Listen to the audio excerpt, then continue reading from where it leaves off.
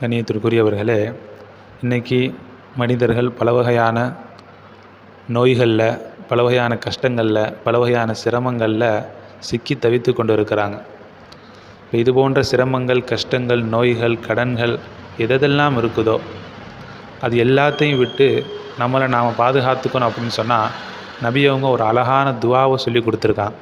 இந்த துவாவை மனப்பாடம் செஞ்சுட்டு எந்த நேரத்தில் ஓதணுமோ அந்த நேரத்தில் ஓதணுன்னா அல்லாஹு தாலா நம்மவர்களை இது போன்ற சோதனைகளை விட்டு அல்லாஹ் பாதுகாப்பான். எந்த நேரத்தில் ஓதணும், அது என்ன துவா?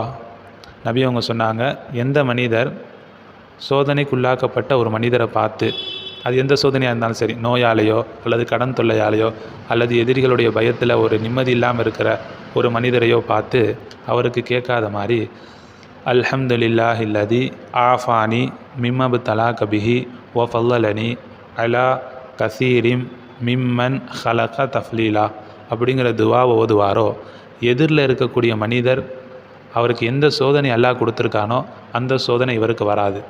அதாவது ஒருத்தவருக்கு கடன் பிரச்சனை இருக்குது, கடனால் ரொம்ப மன உளைச்சலாக இருக்கார். இப்போ இவரை சந்திக்க போய் ஆறுதல் சொல்லிவிட்டு இந்த துவா ஓதணுன்னா அப்பேற்பட்ட கடன் தொல்லையை விட்டு அல்லாஹ் தஆலா பாதுகாப்பான்.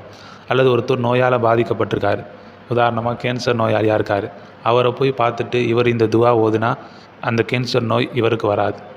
அல்லது சுகர் பேஷண்ட்டாக இருக்கார், விரலையோ அல்லது காலையோ அவருக்கு எடுக்கப்பட்டிருக்கு, அவரை பார்த்து இந்த துவாவை நாம் ஓதுனோன்னா அது போன்ற விரல் எடுக்கிறது, கால் எடுக்கிறது இதை விட்டு அல்லாஹ் தஆலா பாதுகாப்பான்.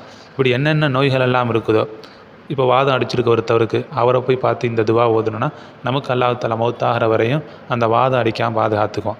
இது மாதிரி எல்லா பிரச்சனைகளையும் விட்டு அல்லாஹ் தஆலா பாதுகாக்கக்கூடிய ஒரு அற்புதமான துவாவைத்தான் அல்லாஹ் தஆலா இந்த துவா வச்சுருக்கான். நபி அவங்க அழகான முறையில் நமக்கு கற்றுக் கொடுத்துட்டாங்க.